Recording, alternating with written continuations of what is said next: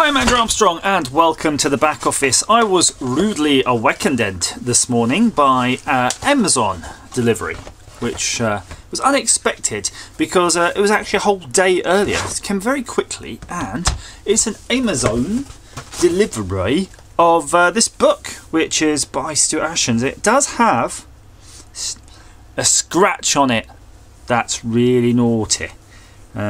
Can't buff that out, so yes, Sir Stuart, yes, scratch book, thank you. But let's not hold that against you. I'm sure you didn't have any control over how the Amazon is fulfilling these. So this is the second book. I haven't got the first one, I have to admit. I only have the second one, but it was available at half price for £6.50 as a sort of seasonal offer. So thank you very much. I did partake of that seasonal offer, and it's a good tome. Let's just sort of describe it. I was sort of worried because I saw it was hardback, and I thought, is it going to be like a hardback pamphlet? Because I've had books like that before where there's not been many pages that have almost not warranted being a hardback. But I think this is kind of on the verge of that. This is definitely about right. I think it could easily be a softback or a softback with the plastic cover. You know, the old NES sort of collectible, the Nintendo books that that chap in France had done. They were really nice like that. They were kind of softback.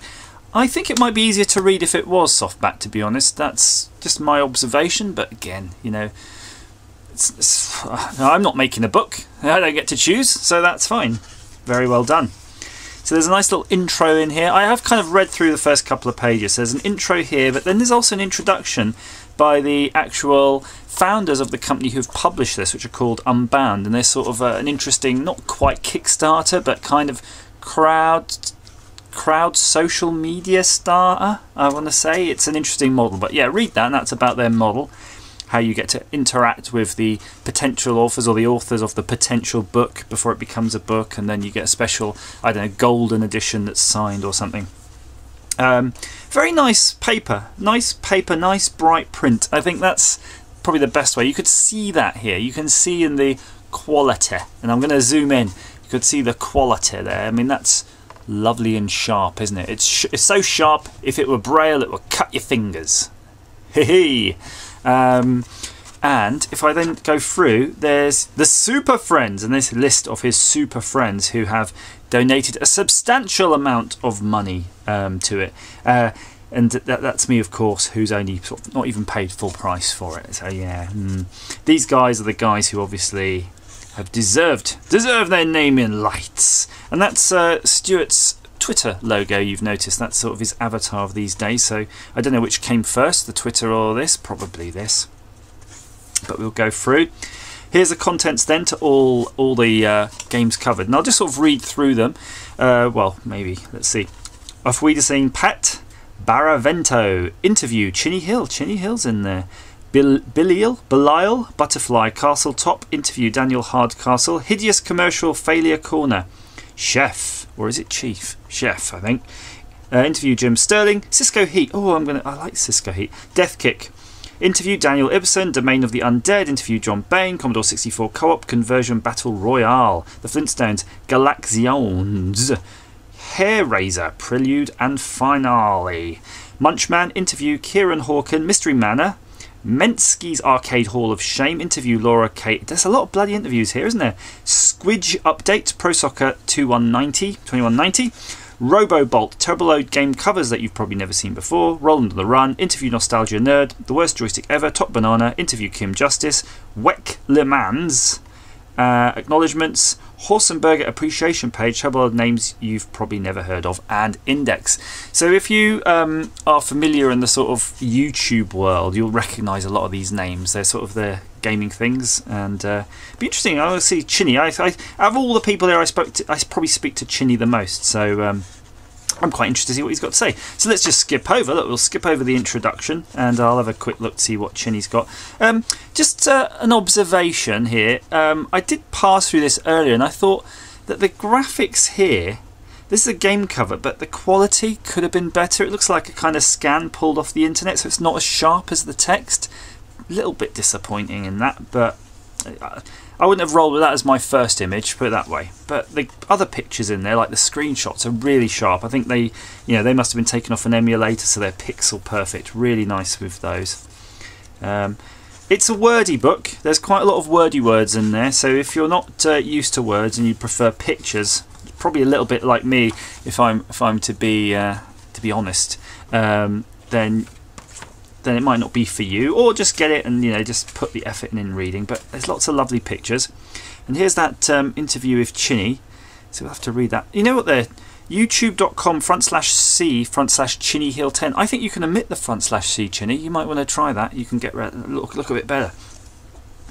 But yeah, look, Chinny does a lot of 8-bit and retro system games, but on the exact systems that they're made on. So I quite like that, and he's quite derogatory of emulators. Of course, I pretty much only use emulators. Life is too short. What else? Well, I mean, let's just flick through this way. Yeah, you can see it's a good old chunk of pages here, and I'm just noticing something. Oh, there are page numbers. I was thinking, where the heck are the page numbers? I was looking in the bottom, but there they are on the top. Let's see how many pages you get. I mean, you're getting... Some of these obviously don't have page numbers, which could be a bit confusing for you. But yeah, look, 207 pages by the time you get to the index. So I think that's... hang on, I say 207 pages. It's 207 sides. So I don't know how you want to work that out. Never really sure of books. I think when you say pages for books, it's always sides, isn't it? Oh, what's that? Is that like some sort of Quan? What is this game? It's... Oh, what is that? I've seen that in 16-bit. It was something like Death Fighter. Oh, it's got some stupid name. Let's just... I'm going to scroll back. Scroll back. Oh, crikey. There we go. Human Killing Machine. Yes. I don't know. I feel now that there should be a compilation of all of these games so that you can sort of try them. I guess you could just work your way through the list, but let's see. I don't remember seeing Human Killing Machine in the list. I think I was sort of... Did I imagine that?